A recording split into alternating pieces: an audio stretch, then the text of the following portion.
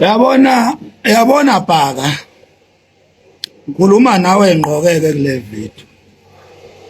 Angisagwegwesi manje, qonda ngqo. Yabona Bhaka, bengikukhonzile mfowethu. Benguhlonipha ezingeni eliphezulu. Futhi namanje ngisakuhlonipha. But truth be told, wena Bhaka uzamile ukungidestroya. Zamile ukungidestroya futhi awuzamanga ukudestroya mina ngedwa. Uzamile ukudestroya mina, waphinde wazama futhi nokudestroya abantu engikholelwa kubo nabantu engibakhonzile nengibathandayo. Uzamile ukudestroya inkosi uRoyal Chancellor uMelusi Zondi ngokudestroya mina. Uzamile ukudestroya usisi umntwana uLondiwe ngokudestroya mina. Emzamweni yakho yokungidestroya uthumela uThabani, awudestroyanga mina ngedwa kodwa udestroye mina, wangibhanga noRoyal Chancellor engikholelwa kuye kakhulu, olusizo kakhulu in my life, osaqhubeka nokuba usizo kuningi angisiza ngako empilweni, ngoba usifice isimo sami sinzima kakhulu, sinzima. Wafika sashintsha isimo sami, kwashintsha nje izinto eziningi ningofakazi. Wena Bhaka uzamile ukukudestroya konke lokho. Ubudlelwane bami noRoyal Chancellor uMelusi Zondi uzame ukudestroya ngayo yonke indlela. Ayikho imizamo ongayenzanga. Uzama ukungidestroya enkosini, nayo inkosi uzama ukuyidestroya ebantwini. Lento owayenza ukuthumela uThabani ukuthi adonse ivideo endala inkosi ekade yangixolela kuyo. Wathumela uThabani ukuthi akayidonse leyo video leyo azongishaya ngayo, angidestroye ngayo uRoyal Chancellor. Khona uRoyal Chancellor ezovukelwa yianger against mina ngenxa yakho usebenzisa uThabani. Leyo nto leyo ibe ubusathane nobuthakathi obukhulu obujulile obenze against mina. Lento owayenza ngale ya video ukuthumela uThabani ukuthi akhulume lezi yazinto, beyidestroya ubudlelwane bami noRoyal Chancellor, ingidestroya mina ukuthi ngibe yinothing, ngife. Iphinde futhi ilimaza isithunzi, destroya uRoyal Chancellor. Leyanto idala umonakalo omkhulu Bhaka, idala umonakalo omkhulu leyanto. Siyambonga nje uRoyal Chancellor ngokuba wise, ngokuhlakanipha nokuvuthwa emqondweni, ukuthi akwazi ukuyiunderstanda yonke lento, ukuthi ayingayi enhlizweni kuye. Siyambonga nje, uvuthiwe uRoyal Chancellor. Kodwa Bhaka uzamile wena ukungidestroy, ungidestroyile wena Bhaka. Isenzo sikaThabani sokuthi angikolekele iminikelo ebantwini bekungesona isenzo ebesisuka othandweni nebesichaza ukuthi uThabani uyangizwela. Bekuyisenzo ebesaqhubeka nokungidestroya mina, ukuthi isimo sesiphoqa ukuthi ngikolekelwe iminikelo ku TikTok. Wena Bhaka unayo imali wena, ukube bewufuna ukulekelela isimo sami sokuthi ngisemkhukhwini, bewuyokhipha ephaketheni lakho ungelekelele, bewungeke uthumele uThabani ukuthi angikolekele iminikelo ku TikTok. Bekuyisenzo leso sokuqhubeka nokungidestroya. Unemizi sithabathaba zemizi nqwaba, unayo imali wena Bhaka, unayo imali. Unenqwaba yezimoto, ama-BM, ama-X5, unayo imali.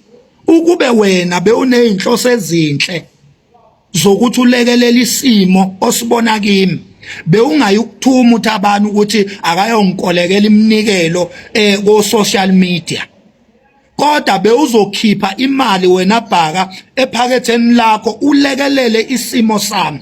Kodwa ngoba inhloso zakho ngoThabani bekudestroya mina phambi kwabantu, bekudestroya mina emhlabeni ngokungikolekela iminikelo ko TikTok, uphinde futhi ukhulume izinto ezibhlungu, izinto esezadlula, ubuyisa ama video through uThabani, buyisa ama video isizwe esesadlula kuwo, ngisho indlunkulu izinto eseyakhohlwa yizo nayibuyisa in my name. Uzamile ukungidestroya Bhaka. Anginazi inhloso zokuzama ukudestroya wena, kodwa wena uzame kakhulu ukungidestroya. Inkinga uhlulekile, uzame kakhulu ukungicekela phansi Bhaka, uzame kakhulu ukungibulalisa ungiqhathe nenkosi uRoyal Chancellor. Inkinga, you failed. That is the problem, you failed. Akekho umuntu oyongena phakathi kwami noRoyal Chancellor, akekho, akekho. You failed. Abantu abaphila noRoyal Chancellor nabakholelwa kuRoyal Chancellor abebebona yonke lento yenzeka,